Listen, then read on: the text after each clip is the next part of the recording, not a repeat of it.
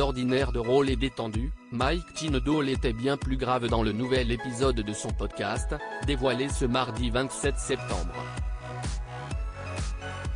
Ému, et même visiblement très triste, l'ancien rugbyman britannique avait en effet décidé de consacrer l'interview à l'événement qui a marqué son pays ces dernières semaines, la mort de la reine Elisabeth II.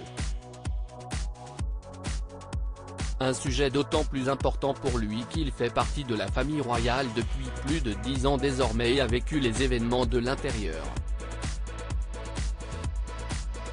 Marié avec Zara Phillips, l'aînée des petites filles de la souveraine, en 2011, l'ancien sportif a en effet assisté au rassemblement de toute la famille à Balmoral, dès l'annonce du décès.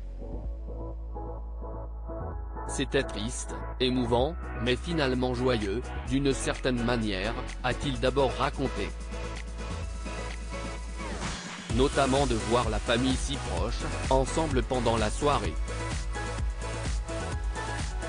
Il faut dire que tout le monde avait rapidement rejoint l'Écosse dès le vendredi 9 septembre, outre Mike et Zara Tindall, le discret Peter Phillips était rapidement arrivé pour rejoindre sa mère, la princesse Anne, tout comme les deux sœurs Eugénie et Béatrice, et les jeunes Louise et James de Wessex, seulement âgés de 18 et 14 ans. Tous avaient ensuite fait une sortie publique à la chapelle voisine, où ils s'étaient montrés particulièrement émus devant les nombreux messages d'hommage à leur grand-mère. Zara, notamment, avait éclaté en sanglots. Un déplacement que Mike n'avait pas fait, restant sans doute au château avec leurs 3 enfants, Mia, 8 ans, Lena, 4 ans et Lucas, 1 an, ce qui ne l'a pas empêché d'être bouleversé de voir sa femme dans un tel état. Voir Zara être obligée de surmonter cette épreuve était très difficile.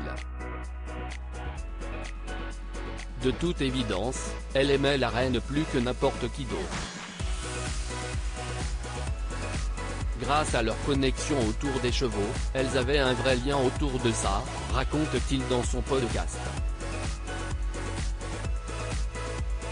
La famille, surtout, n'avait pas vu arriver le décès de la matriarche du clan, vous ne pouvez pas le prédire.